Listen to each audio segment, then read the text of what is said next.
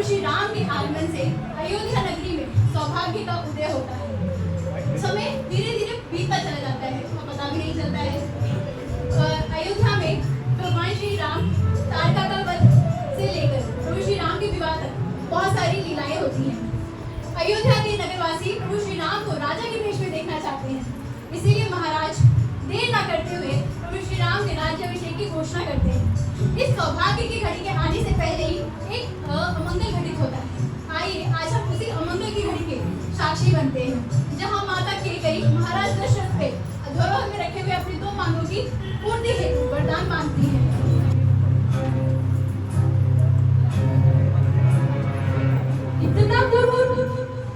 इतना गुरु मत बन के गई। राम तेरा ही तो पुत्र है। अगर तूने अपनी हट नहीं छोड़ी तो मैं तुझे छोड़ दूंगा। फिर तू स्वयं को विधवा ही समझना।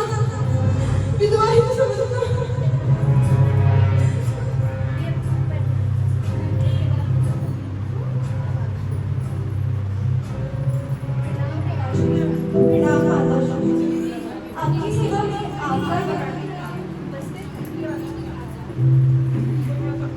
सेवा में आपका ही पुत्र राम उपस्थित है। मेरे लिए क्या आदेश है? पिताश्री, आपकी आंखों में आंसू। माता, क्या बात है?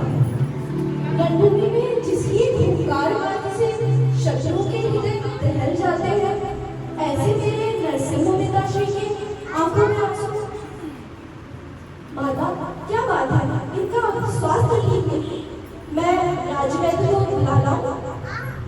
राम, जो दुख इन्हें है इसका निवारण तो कोई राजवैद्य भी नहीं कर सकता। इनके रोग निवारण की औषधि केवल तुम्हारे पास है। मेरे पास? किंतु रोग क्या है माता? तुम्हारा मोह, इनका पुत्र प्रेम इन्हें इतना दुर्बल बना चुका है कि यह धर्मपरायण परंपरा को भी कलंक लगाने को तैयार है।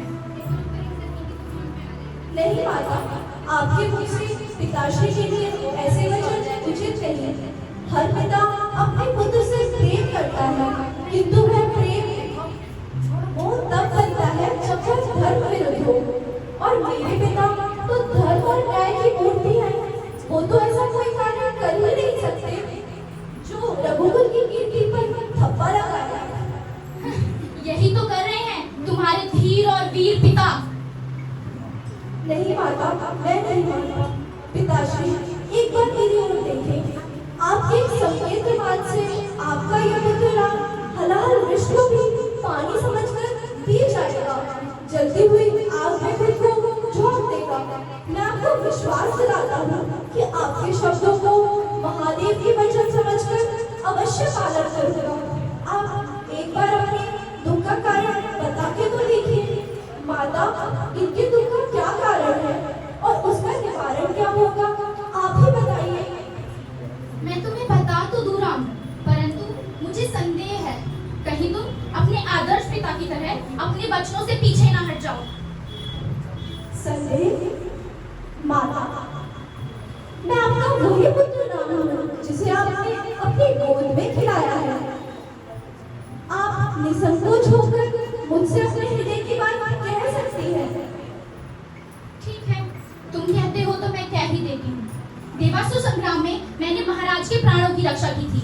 उसी से प्रसन्न होकर महाराज ने मुझे 2 वर दिए थे। आज उचित समय आने पर जब मैंने उन दोनों वरों को मांग लिया तो यह विचलित हो गए हैं, इस कारण कि अगर वह उन दोनों वरों की पूर्ति करते हैं तो उनके प्राण से भी प्यारे पुत्र के साथ अन्याय होगा, और अगर नहीं करते हैं तो युगों युगों से जो लोग इस कुल की कस्में खाते हैं उस उज्जवल राजवंश पर धब्बा लगेगा। अब इसी चीज ने इन्हें विचलित कर दिया है, बेचारे राजा। वो 2 वर क्या थे माता? मेरा पहला वर है कि तुम्हारी जगह भरत का राज्याभिषेक हो, और दूसरा कि तुम्हें 14 वर्षों का वनवास हो, जिसमें तुम तपस्वियों की तरह वन में रहो। बस इतनी सी बात थी। इतनी सी बात के लिए इतना विवाद। अरे, राज्याभिषेक भरत का हो, ये तो बहुत अच्छी बात है। छोटा भाई तो पुत्र के समान होता है। भरत के राज्याभिषेक से मुझे उतनी ही प्रसन्नता होगी जितनी प्रसन्नता पिताश्री को मेरे राज्याभिषेक से होती। और रहा सवाल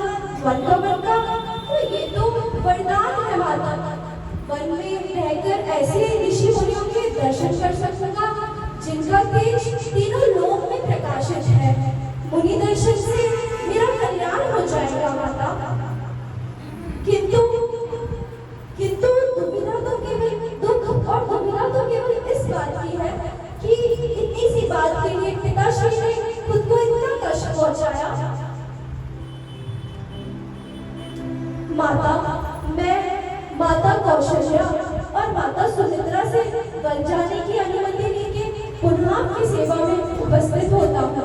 मुझे आप अनुमति दीजिए। ये तू क्या कह रहा है राम? मुझे तेरी शब्दों पे विश्वास नहीं हो रहा। ठीक है, ऐसा नहीं कर सकती। वो तो तुझे भरत से भी अधिक प्यार करती है, तो भला उसने ऐसा क्यों किया? नहीं राम, नहीं, मैं तुझे कहीं नहीं जाना दूंगी, मैं तुझे कहीं नहीं जाना दूंगी राम। माता, किंतु पिता की आज्ञा है। पिता की आज्ञा? माता की आज्ञा का क्या रहा? एक पिता की आज्ञा के साथ साथ माता की आज्ञा भी आवश्यक होती है राम। मैंने कहा ना, तो कहीं नहीं जा सकता, और अगर तू गया भी तो एक मछली से पिछड़ी हुई गैया की भांति मैं तेरे पीछे पीछे आऊंगी, मैं तेरे पीछे पीछे आऊंगी राम, तेरे पीछे नहीं छिपाऊंगी। मुझे अपने साथ नहीं माने कोई बात, बन जाएगी बात पर कहे कौशल्या मात। सुन सुन रे प्रियता, वन में पहाड़ होती दुख का पहाड़िया, वन कहाँ आंखों जैसे झरने बहाएगा।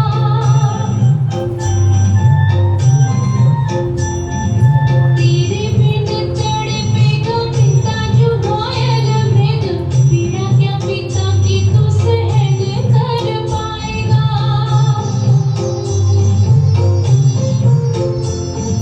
तेरे चले जाने से अवध जो उजाड़ होगा, ऐसा निर्जन किसी वन को न पाएगा। जाना है जो वन में तो संग मुझे लेके चल, नहीं तो वचन दे कि वन नहीं जाएगा। मैया तू चलेगी वनवास में जो संग मेरे, पतिव्रत धर्म यहाँ कौन निभाएगा।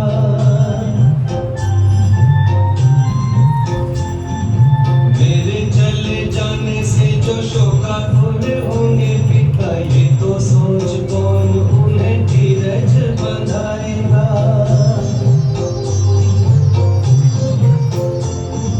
मेरे वन गमन में कारण छिपा क्या, मैया आने वाला समय भेद ये बताएगा। भरत है प्रिय भाई, मेरी ही तो परछाई, भरत में तुझे तेरा राम मिल जाएगा।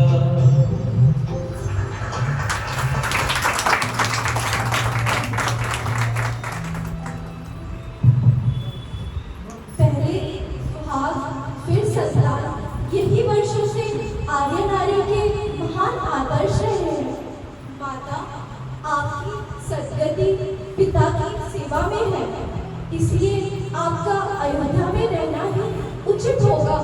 और 14 वर्ष होते ही दिखते हैं, मैं 14 वर्षों के पश्चात पुनः आपकी सेवा में लौट आऊंगा। माता, 14 वर्ष कितनी सरलता से कह दिया ये तूने। 14 वर्ष मैं तेरे विरह में कैसे जीऊंगी राम? मैं तेरे विरह में नहीं जी पाऊंगी। मुझे अपने साथ ले चल राम, मुझे अपने साथ ले चल। 14 वर्ष को विश्वास मांगे तो तूने मुझसे मेरे प्राण मांग लिए, मुझसे मेरे प्राण ही मांग लिए। माता, माता, क्या हो गया? माता, मैं भी आपसे वन जाने की आज्ञा मांगने आई हूँ माँ। सीते, जिसके पैर कभी मुलायम मंगल से नीचे नहीं पड़े, वो भला वन के कांटों भरे रास्तों पर कैसे चल सकेगी? वन में विशाल नाग, हिंसक बाघ और भयंकर राक्षस होंगे। नहीं सीते, तुम मेरे साथ वन नहीं जा सकती। जहाँ मेरे साथ होगे, वहाँ मुझे किसी का भय नहीं होगा। माता, इनसे कहिए ना, मुझे अपने साथ ले चले, मुझे अपने साथ ले चले। परंतु सीते, एक पुत्रवत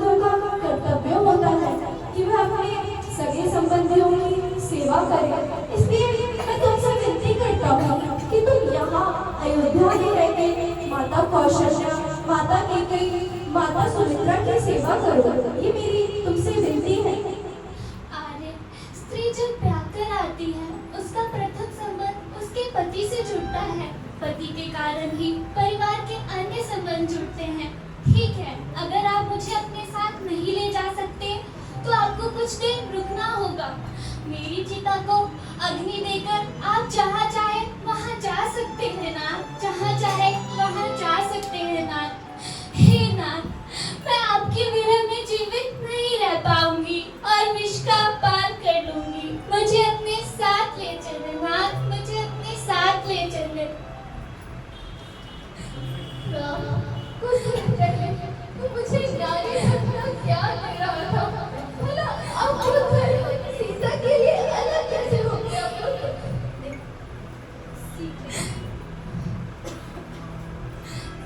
ठीक है सीते, चलो वन चलने की तैयारी करो।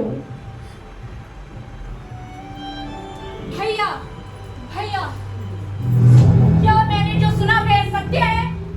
उस कैकेयी के कह देने पे महाराज ने आपका राज्य छीन के भरत को दे दिया। लक्ष्मण, माता कैकेयी को कैकेयी कह के पुकार रहे हो? हाँ, आपके लिए होगी वो माता, मेरे लिए वो कुलघाट की माता नहीं हो सकती। लक्ष्मण, हाँ, और क्या सोचा महाराज ने कि राम तो सरल है, जो कहेंगे सरलता से अपना लेगा। परंतु वे ये भूल गए कि राम के नाम पे मर मिटने वाले अभी बहुत से लोग जीवित हैं। वे ये अन्याय होने नहीं देंगे। लक्ष्मण, वो राज्य पिताश्री का है, वो जिसे चाहे उसे दे सकते हैं। दे सकते हैं नहीं भैया, दे सकते थे। जो राज्य आपको सह समिति से दिया जा चुका था, वो एक नारी के कह देने पे आपसे छीन के भरत को दे दिया गया। ये बात अगर मुझे नहीं बोलने दी गई तो मेरे शस्त्र बोलेंगे, और मेरे शस्त्र केवल एक ही भाषा जानते हैं, अन्याय के खिलाफ खड़े होना और अपराधी को दंड देना, चाहे वह भाई हो, पिता हो या फिर कौशल राज्य की पूरी सेना। वाह भरत, वाह लक्ष्मण, क्या आदर्श स्थापित किए हैं। अपने ही पिता पे शस्त्र उठाओगे, अब क्या वीरता केवल शस्त्र चलाने को कहते हैं? कभी कभी शस्त्रों को ना चलाना भी परम वीरता की निशानी होता है। इतिहास साक्षी है भैया, जो भी आज तक नारी मोह में फंसा है उसकी यही दशा हुई है। लक्ष्मण, उनका संकट स्त्री मोह नहीं है, उनका संकट है धर्म। एक पिता का धर्म और एक सत्यवादी राजा का धर्म आपस में टकरा रहा है। एक और है पुत्र के प्रति प्रेम और एक और है कि माता कैकेयी को दिए वो दो वचन। उनकी स्थिति तो इस समय एक घायल शेर के समान है जो शिकारी के जाल में फंस चुका है। आज जब मैंने अपने पिता को इस अवस्था में देखा तो मुझे खुद से घृणा होने लगी कि मेरे ही कारण मेरे ही पिता इस तरीके की परिस्थिति में खुद को असहाय महसूस कर रहे हैं। और एक पुत्र का क्या कर्तव्य होता है? एक पुत्र का तो यही धर्म होता है कि वो अपने पिता की आज्ञा का पालन करे। तो क्या माता कैकेयी के अन्याय को हम यूं ही जाने दें भैया? मैं तो माता कैकेयी को दोषी ही नहीं मानता लक्ष्मण। बचपन से लेके आज तक जो स्नेह, जो प्रेम उन्होंने हमें दिया, क्या उसे भूल गए? अरे वो तो ममता की मूर्ति है लक्ष्मण। वह ममता की मूर्ति एक ही दिन में पत्थर की मूर्ति कैसे बन गई? भैया, आज उन्होंने सिद्ध कर दिया कि सौतेला सौतेला ही होता है। नहीं लक्ष्मण, संसार में कई ऐसी चीजें होती हैं जिनका कारण मनुष्य नहीं समझ पाता। अकस्मात एक दिन भूकंप आता है और मनुष्य का जीवन उथल-पुथल हो जाता है। ऐसे समय में मनुष्य को ये समझना चाहिए कि जो भी हो रहा है वो उसके ही पहले के कर्मों का प्रारब्ध है और उसे अपना प्रारब्ध समझ के स्वीकार कर लेना चाहिए। ठीक है भैया, अगर आपके प्रारब्ध में वन जाना ही लिखा है तो ये लक्ष्य लक्ष्मण भी आपके साथ बन जाएगा। लक्ष्मण, वनवास केवल मुझे हुआ है, तुम्हें नहीं। नहीं नहीं भैया, ऐसा ना कहिए भैया। मेरे क्रोध का मुझे इतना बड़ा दंड ना दीजिए भैया। मुझे क्षमा कीजिए भैया, मुझे क्षमा कीजिए। मैं भी आपके साथ बन जाऊंगा भैया। परंतु लक्ष्मण, भरत और शत्रुघ्न भी यहाँ पर नहीं है। इस राज्य को कौन संभालेगा? भैया, आप ही तो कहा करते थे जहाँ राम है वहीं लक्ष्मण है। मैं आपके बिना अपने अस्तित्व की कल्पना भी नहीं कर सकता। जब मैं खुद को ही नहीं संभाल पाऊंगा तो मैं इस राज्य को, अपने सगे संबंधी को संभालने का तो प्रश्न ही नहीं उठता। मुझे ले चलिए भैया। परंतु लक्ष्मण, माता सुमित्रा क्या कहेंगी? भैया, माता सुमित्रा क्या कहेगी? कि तुम क्या कह रहे हो पुत्र? माता सुमित्रा कहेगी, लक्ष्मण आहो भाग्य तेरे कि तुझे राम जैसे भाई की अखंड सेवा करने का अवसर प्राप्त हुआ है। निस्वार्थ की सेवा बतलाने का विधाता ने तुझे स्वयं दिया है मेरे लाल।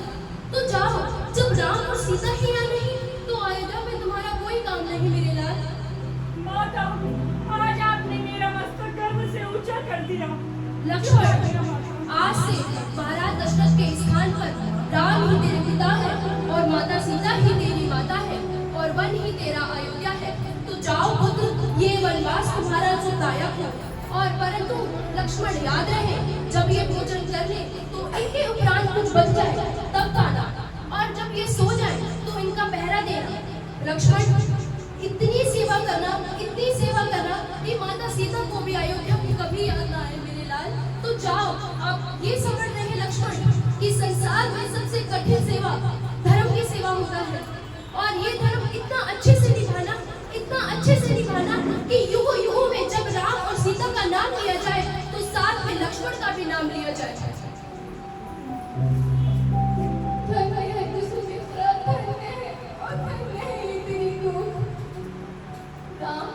अब लक्ष्मण को मैं तुम्हें सौंपेगी। अब ये सुमित्रा और उर्मिला के धरोहर के लिए तुम्हारे पास रहेगा। जिस प्रकार तुम इसे ले जा रहे हो उसी प्रकार लौटाना। आप चिंता न करें माता, मैं लक्ष्मण का अपने प्राणों से भी अधिक ध्यान रखूंगा। अच्छा माता, अब हमें अनुमति दीजिए।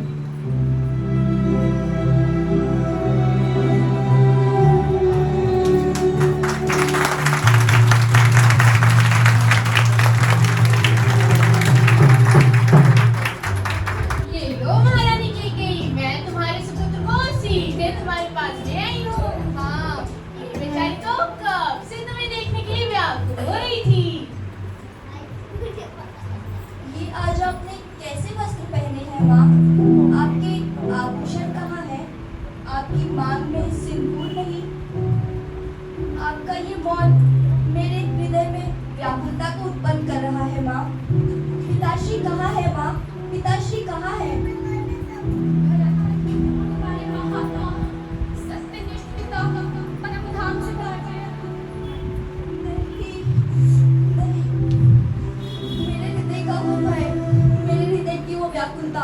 अंततः फलीभूत हो ही गया माँ, अंततः फलीभूत हो ही गई। भरत, मृत्यु संसार का अटल सत्य है और तुम्हारे जैसे वीर और धीर पुरुष इस पर शोक नहीं करते पुत्र। मैं कितना अभागा हूँ ना माँ, पिताश्री के अंतिम दर्शन भी ना कर सका। आखिर पिताश्री को ऐसा कौन सा दुख हो गया था माँ कि वो मेरे आने तक नहीं रुके? आप सब तो यही थे, केवल मैं और शत्रुघ्न यहाँ नहीं थे। पिताश्री ने हमें स्मरण तो किया होगा ना माँ, उन्होंने हमें बुलवाने को कहा होगा। पिताश्री के अंतिम शब्द क्या थे माँ? बताइए ना, पिताश्री के अंतिम शब्द क्या थे? उनके अंतिम शब्द थे, हे राम। हे राम?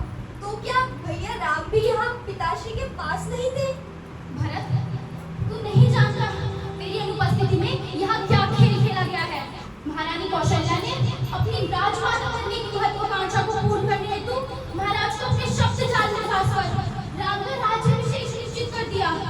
परंतु मैं ये तेरे साथ अन्याय कैसे होने देती? वो तो भला उस मंत्रा का जिसने उचित समय आने पर वो रखे हुए धरोहर को दोनों वरों का कौशल्या जो राम के लिए मांगना चाहती थी वो मैंने तेरे लिए मांग लिया। मेरे पहले वर में अयोध्या का पूरा साम्राज्य और मेरे दूसरे वर में राम का 14 वर्षों का वनवास। राम के साथ साथ सीता और लक्ष्मण भी चले गए बिना किसी प्रयास के। भरत, महाराज के निधन का दुख हम सबको है, परंतु यह समय शोक मनाने का नहीं। धैर्य धारण करो मेरे लाल और अपनी अयोध्या के विशाल राज्य को संभालो महाराज भरत। अरे तू कुछ बोलता क्यों नहीं और मेरी तरफ ऐसे घृणा से क्या देख रहा है? मैंने जो कुछ भी किया तेरे भले के लिए किया है।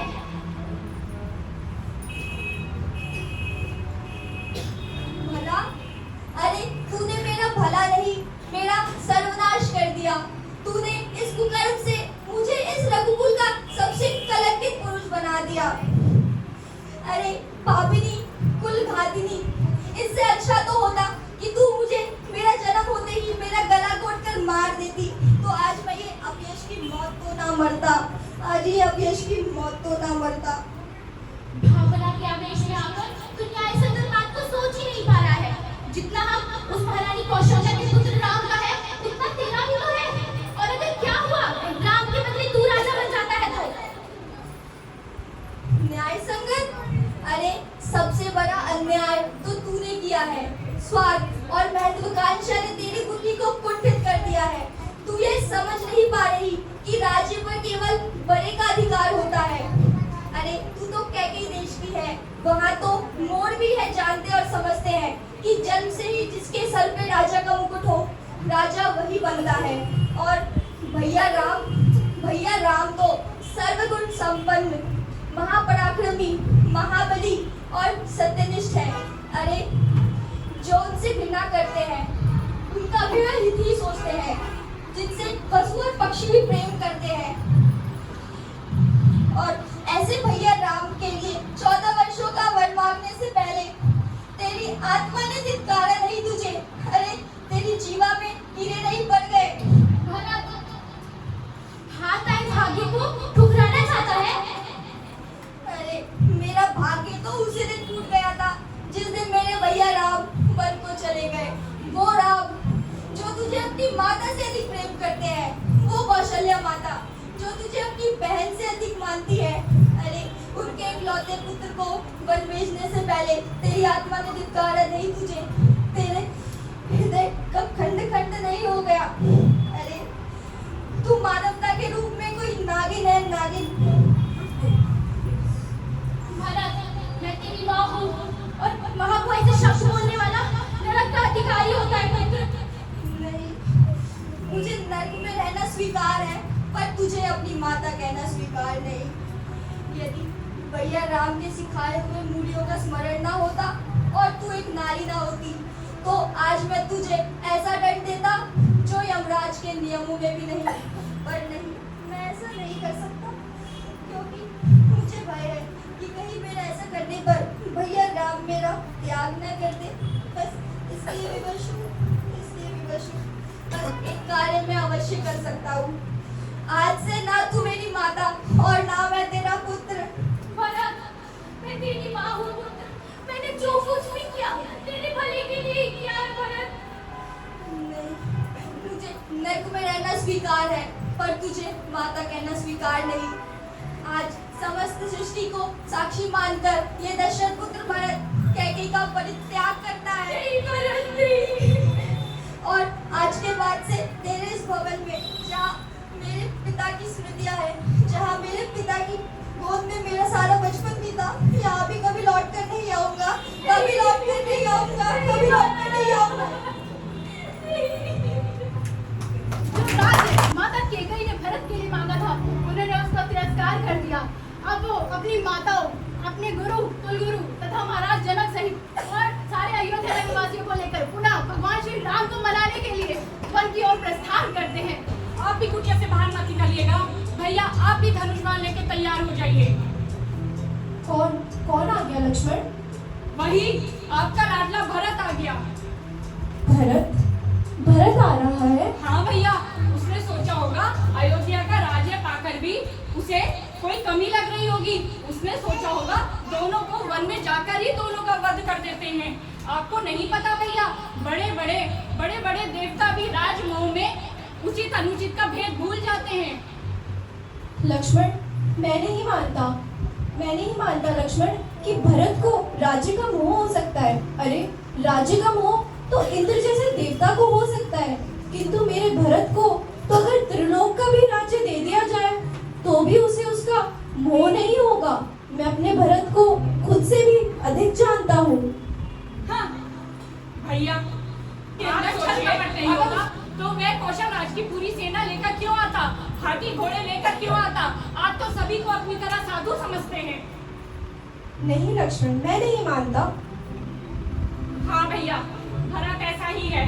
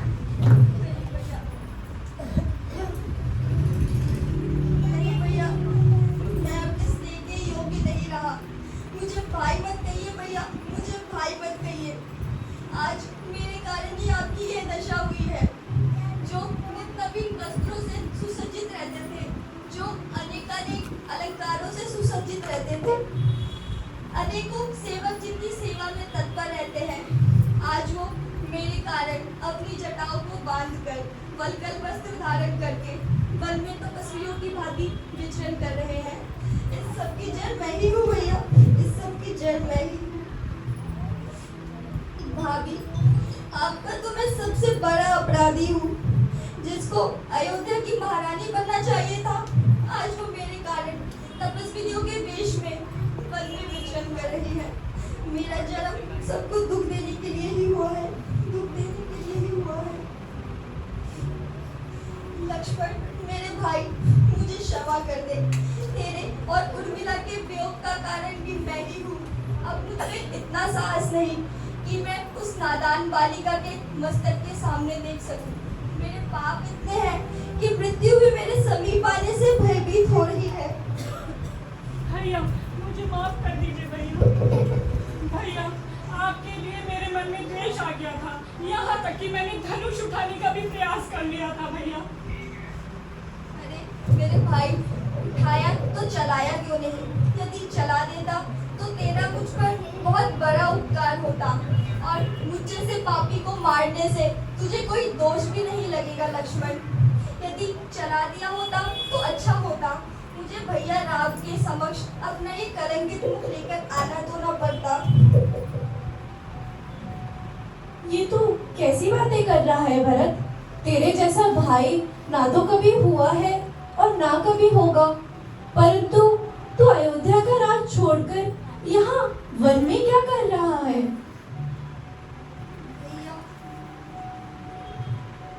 तुम्हारा ये मौन मुझे व्याकुल कर रहा है। भैया, आपके मन की व्याकुलता उचित है। पिताश्री हमें छोड़कर परलोक सिधार गए भैया। लक्ष्मण, पिताश्री।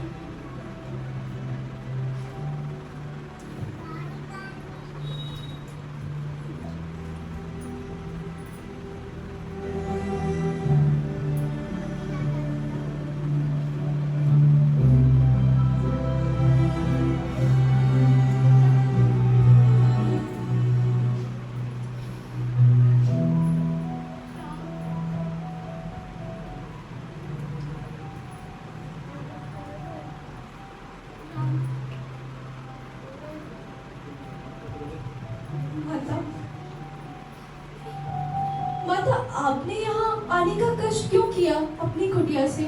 मुझे बुला लिया होता। राम, ना तू मुझे दंड देता है और ना ही क्षमा करता है। मैं ऐसे सबके तिरस्कार का पात्र बनकर नहीं जी सकती पुत्र। किंतु माता, मैं तो आपको दोषी ही नहीं मानता। तो क्या मानता है पुत्र? माँ, अगर माँ मानता है तो चल अपनी माता के साथ अयोध्या वापस चल मेरे लाल। माता, आप मुझसे अपनी ममता का मोल मांगने आई हो तो अवश्य ही मैं इस वक्त अयोध्या चल सकता हूँ, परंतु फिर पिताश्री के दिए हुए वो 2 वर्ष झूठे हो जाएंगे और मेरा जीवन भी एक हारे हुए योद्धा के समान होगा। क्या आप यही चाहती हैं कि जिस शरीर में प्राण तो हो लेकिन वो शरीर मृत शरीर के समान हो? क्या आप यही चाहती हैं? क्या आप यही चाहती हैं कि जिसे आपका राम धर्म मानता है, जो उसके पिता की आज्ञा है, उसको ठुकरा दे?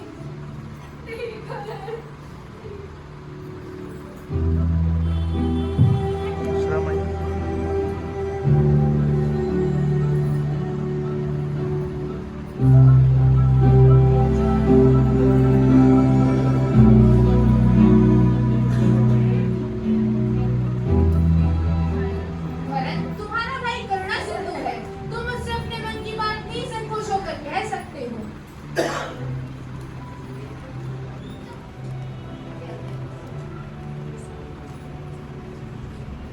गुरुदेव, समस्त साधुगण, अयोध्या के मंत्रियों और समस्त अयोध्या वासियों, मैं इस बात का स्वीकार करता हूँ कि महारानी कैकेयी ने मेरे धर्मात्मा पिता को छल से अपने शब्दों के षड्यंत्र में फंसाकर भैया राम को दिया जाने वाला राज्य मुझे दिलवा दिया।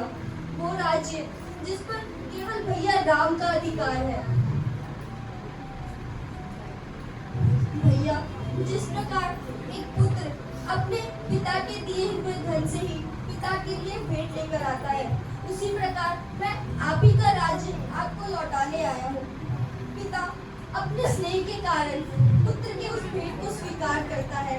उसी प्रकार आप पिताश्री के मनोरथ को पूरा करते हुए इस अयोध्या के राज्य का स्वीकार कर लीजिए और मुझे प्रायश्चित का एक अवसर दीजिए भैया।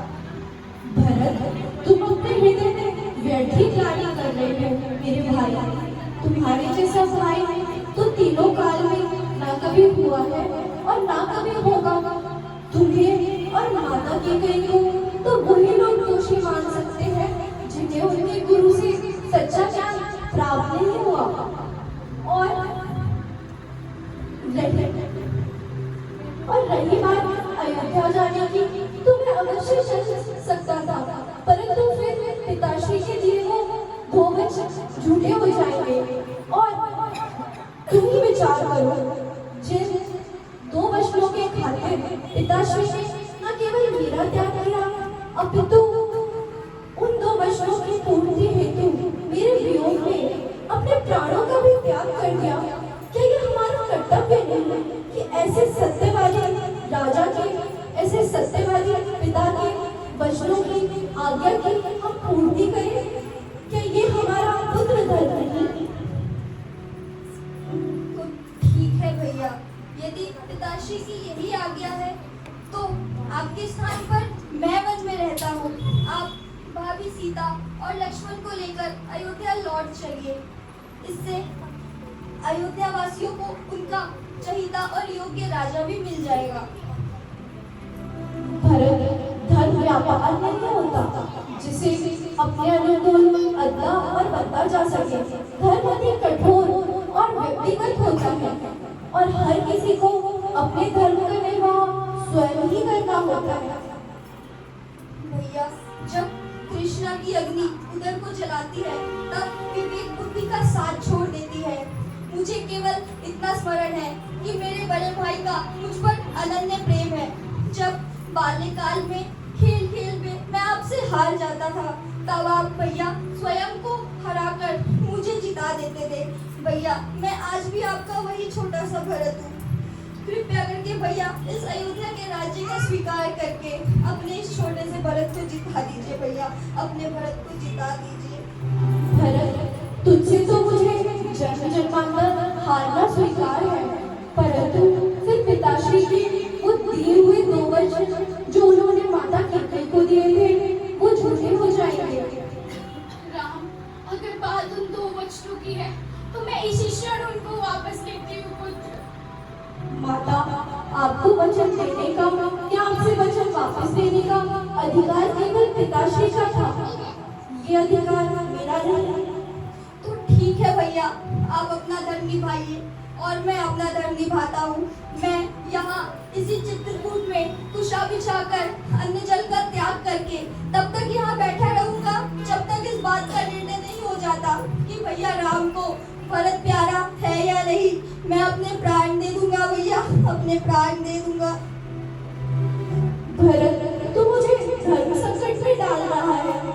गुरुदेव, आप ही रक्षा कीजिए, भरत को कुछ समझाइए। तुम दोनों भाइयों के प्रेम ने मुझ जैसे ब्रह्मज्ञानी को भी मोह में डाल दिया है। महाराज दशरथ के बाद दोनों परिवारों में आप श्रेष्ठ हैं। आपका निर्णय सभी को बाद में होगा। अब आप ही अपनी बुद्धि से, अपने विवेक और ज्ञान से हम सबका मार्गदर्शन करें और हमें बताएं कि ऐसा क्या किया जा सकता है जिससे कि भरत के भाव का और राम के मान का दोनों का ही पालन हो सके। सत्य और असत्य के बीच चुनना बहुत सरल है, परंतु सत्य और सत्य के बीच चुनना बहुत कठिन है। यहाँ जो राजा दोनों आपस को ही जिताना चाहते हैं, यहाँ कुछ कह पाना बहुत कठिन है। हे धर्मपिता, मैंने तो सदैव ही भैया राम को अपना स्वामी मानकर ही इनकी सेवा की है और ये भरत भैया राम की सेवा के लिए अपने प्राण भी दे सकता है। भैया, मैं बस इतना चाहता हूँ कि आप मेरे प्रेम का मान रख के पिताश्री के मनोरथ को पूरा करते हुए इस राज्य को अपना लीजिए और वही कीजिए जो यहाँ उपस्थित हम सभी की इच्छा है। क्यों अयोध्या वासियों, आप भैया राम को राजा बनना देखना चाहते हो या नहीं? क्यों आए हो आप यहाँ? वह कौन सी ऐसी शक्ति है जो आपको सब कुछ छुड़वा कर यहाँ वन में लेकर आई है? बताइए, मैं बताता हूँ। वह शक्ति है आपकी भैया राम के प्रति अनन्य प्रेम और अटूट विश्वास की। तो आज कह दीजिए जो उनसे कहने आए हैं। आज एक ऐतिहासिक घड़ी है। आज हमारे प्रभु श्री राम भी है यहाँ पर और हम सभी। अन्यथा हम सबको 14 वर्षों के विराम में जीना होगा और ना जाने कितनों को मरना होगा। जैसे मेरे पिता महाराज दशरथ बड़े थे। मेरे भैया दृढ़ संकल्पी है। उन्हें ऐसा कुछ नहीं जो विचलित या विवश कर सके सिवाय प्रेम के। तो उसी प्रेममय स्वर में लगाइए राम नाम का नारा और फैला दीजिए चारों दिशाओं को राम नाम की गूंज से, तब तक जब तक कि वो भैया राम के कोमल हृदय को विवश ना कर दे अयोध्या लौट चलने को। लगाइए, लगाइए राम नाम का नारा, लगाइए।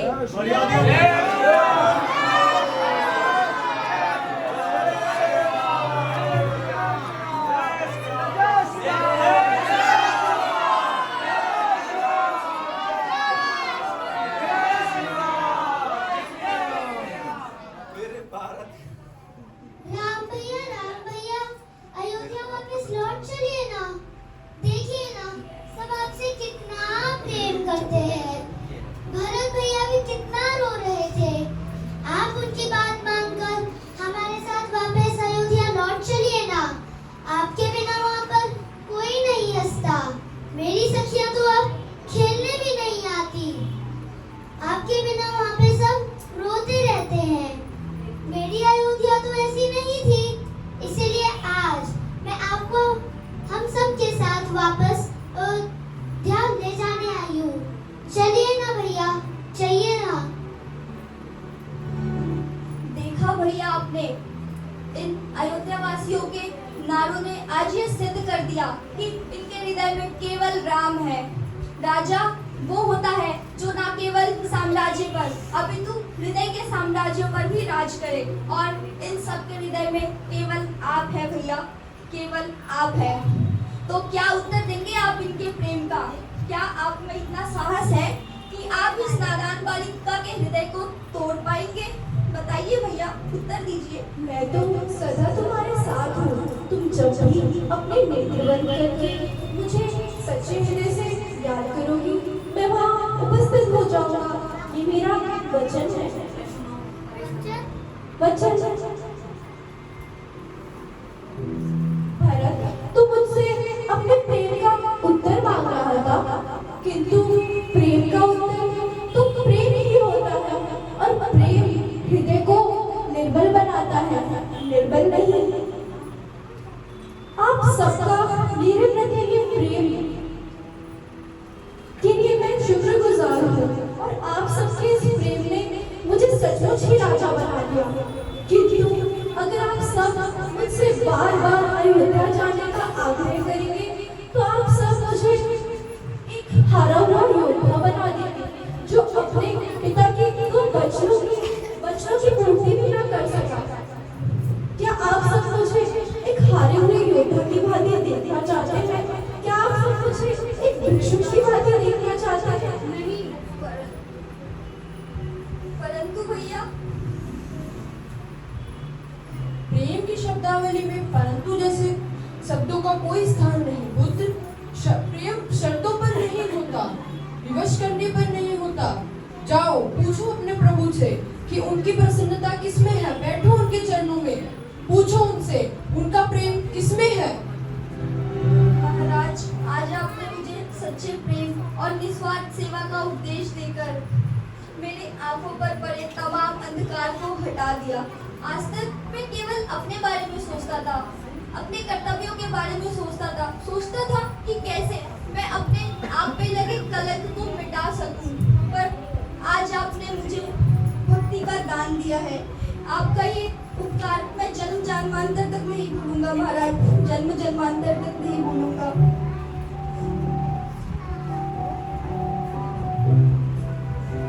बताइए भैया, क्या आज्ञा है आपके इस सेवक के लिए? जीतने वाले नीचे नहीं बैठते। तुम तो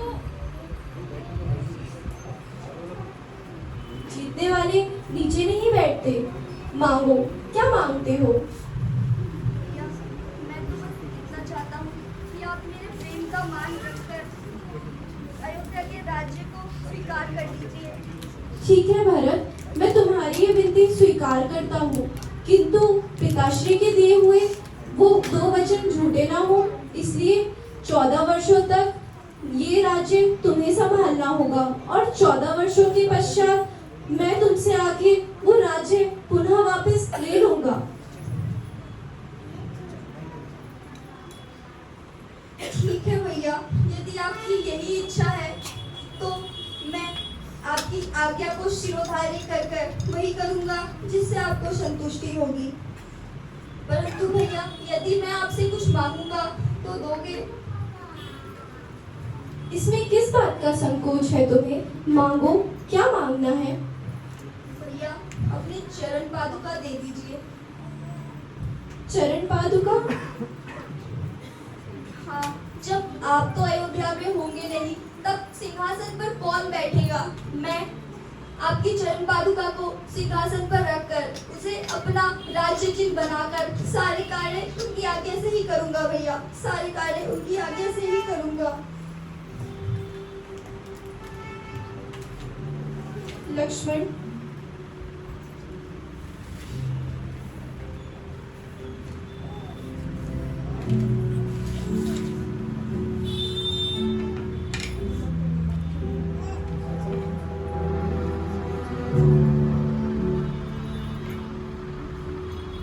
भैया, एक बार पादुकाओं में अपने चरण रख दीजिए। हमारी संस्कृति, हमारे संत तिलक। प्रभु करी कृपा पाई दीन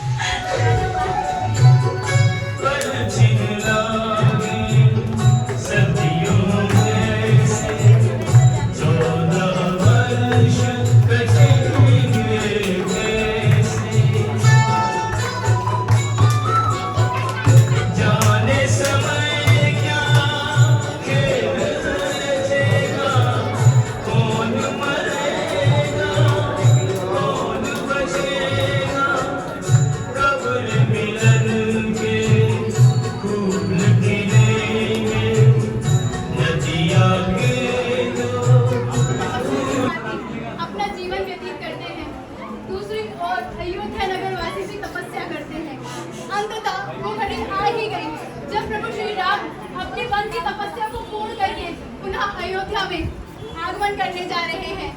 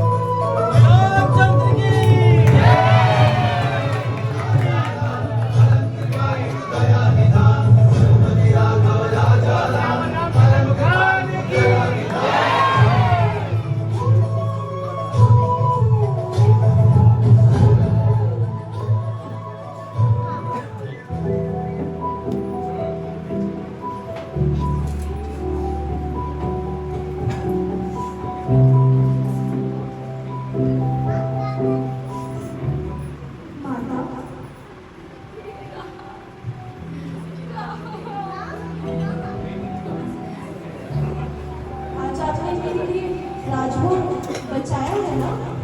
मुझे पता था तू मुझसे अवश्य पूछेगा पुत्र।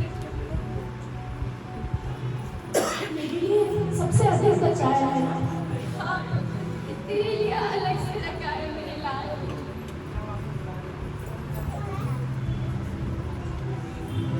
माता,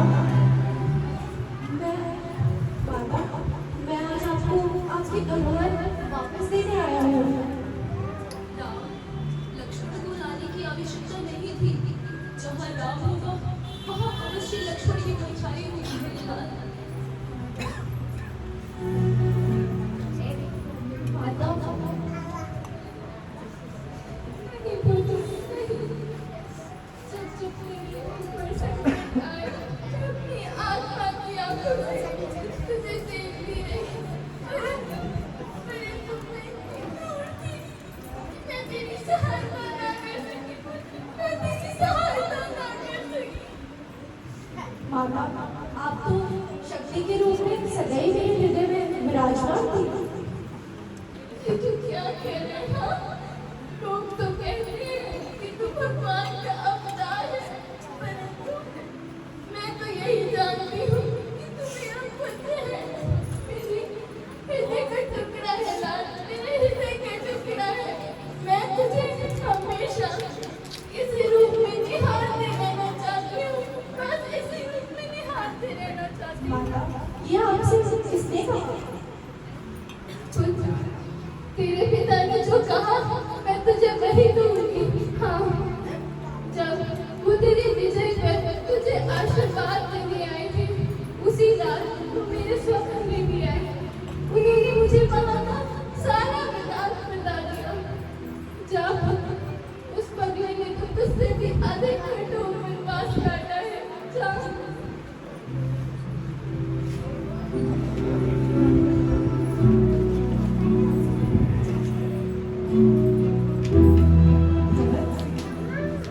भैया, अब मुझसे ये शासन का बोझ और नहीं उठाया जाता।